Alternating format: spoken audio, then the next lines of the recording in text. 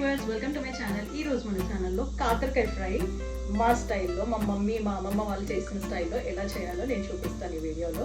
So దీనికోసం ముందుగా first కాకరకాయలని ఇలా పొడుగ్గా కట్ చేసుకోవాలి, సన్నగా పొడుగ్గా కట్ చేసుకోవాలి. సో ఇప్పుడు దీంట్లోకి 1/2 టేబుల్ స్పూన్ పసుపు, అలాగే 1/2 టేబుల్ స్పూన్ ఉప్పు వేసుకొని వీటిని మంచిగా కలుపుకోవాలి. సో ఇట్లా కలుపుకుంటే ఏమవుతుందంటే ఈ కాకరకాయలో ఉన్న చేదంతా పోతుంది అన్నమాట. సో వీటిని ఇట్లా కలుపుకొని ఒక 5 to 10 minutes మంచిగా కలిపేసుకొని 5 minutes 10 minutes పక్కకు ఉంచేసేయాలి. పక్కకు ఉంచేస్తే దీంట్లో నుంచి నీరంతా బయటికి వచ్చేస్తుంది. సో అప్పుడు దీన్ని కాకరకాయలని మనం వాష్ చేసుకొని మనం ఫ్రైకి వాడుకోవాలి.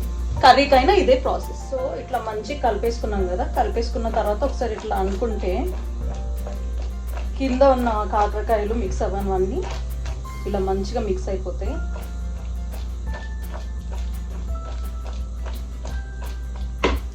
సో ఇప్పుడు ఈ కాకరకాయలకి మనం మూత పెట్టేసుకొని ఒక 5 నిమిషాలు ఉంచేసి ఆ తర్వాత వాష్ చేసుకోవాలి. సో 5 minutes అయిపోయింది. ఇప్పుడు కాకరకాయలను తీసేసుకొని వాష్ చేసేసుకోవాలి. సో ఫస్ట్ స్టవ్ పైన ఒక కడాయిని వేడి చేసుకొని, కడాయి వేడైన తర్వాత దాంట్లోకి కావాల్సినంత నూనెను పోసుకోవాలి. కొంచెం నూనె ఎక్కువ పడుతుంది ఈ ఫ్రై కదా, అందుకే కొంచెం ఎక్కువ పడుతుంది. సో చూసుకొని మీకు కావాల్సినంత ఆయిల్ని పోసేసుకోవాలి.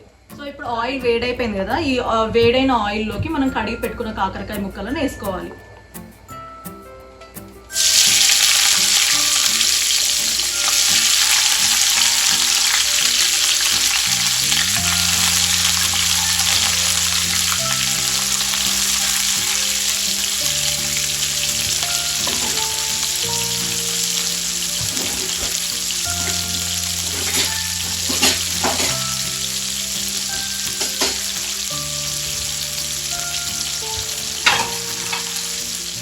సో ఇప్పుడు కాకరకాయలని ఒకసారి కలిపేసుకోవాలి మంచిగా.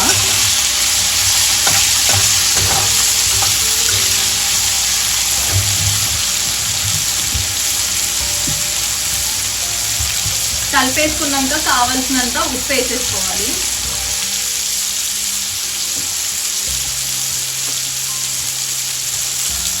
సాల్ట్ వేసేసుకున్న తర్వాత అవసరమైతే పసుపు వేసుకోండి. నాకు ఇక్కడ కాకరకాయలకు ఆల్రెడీ పసుపు మంచిగా పట్టేసుకుంది కదా కడిగినప్పుడే, సో నేను వేసుకోవట్లేదు. మీరు కావాల్సి వస్తే వేసుకోండి పసుపు.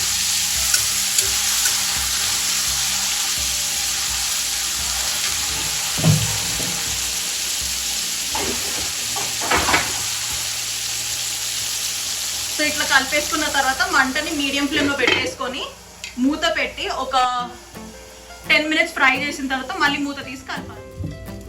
సో ఇప్పుడు మూత తీసి కలుపుదాము.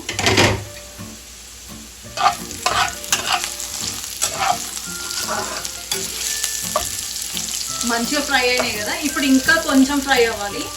ఇవన్నీ మంచిగా బ్రౌన్ కలర్ అయినాయి కదా, ఈ వైట్ ఉన్నాయి కూడా కొంచెం బ్రౌనిష్ కలర్ అయ్యేంత వరకు ఫ్రై చేసుకోవాలి.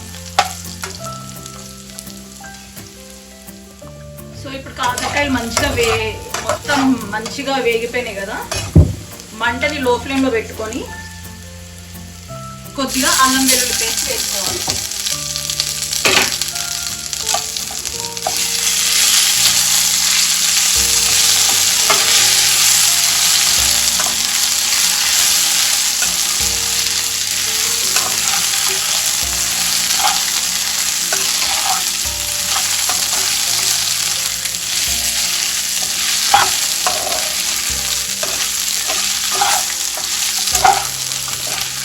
సో ఇట్లా అల్లం వెల్లుల్లి పేస్ట్ వేసుకొని మంచిగా కలుపుకొని మొత్తం కాకరకాయలకు అంతా మంచిగా పట్టుకునేలాగా మంచిగా కలుపుకున్న తర్వాత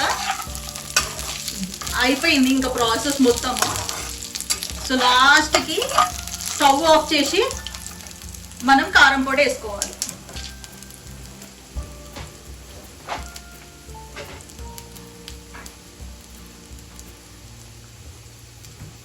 సో స్టవ్ ఆఫ్ చేసేసినాం. ఇప్పుడు ఒక 1/2 టేబుల్ స్పూన్ కారం, ఎక్కువ కారం వేసుకోకండి, కొద్దిగానే వేసుకోండి.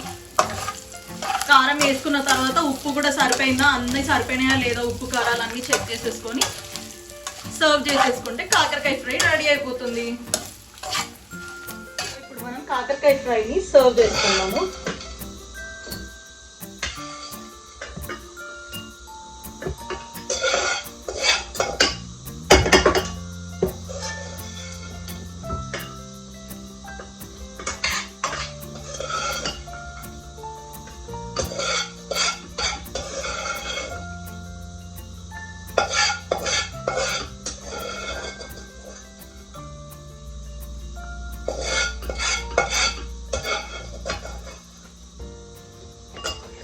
ఫ్రై రెసిపీని మా అమ్మమ్మ వాళ్ళు అప్పట్లో ఇట్లా చేసేటోళ్ళు. అదే రెసిపీ మా మమ్మీ కూడా ఫాలో అయ్యింది. ఇప్పుడు సేమ్ మళ్ళీ అదే రెసిపీని నేను కూడా ఫాలో అవుతున్నాను. మీరు కూడా ఒకసారి ఇట్లా ట్రై చేయండి. చాలా అంటే చాలా బాగుంటుంది. ఏదైనా నంచుకొని పప్పులోకి కానీ పచ్చిపులుసులోకి కానీ నంచుకొని తినడానికి మస్తు ఉంటుంది. వీడియో నచ్చితే like, share and subscribe. Until then bye, see you in my next video.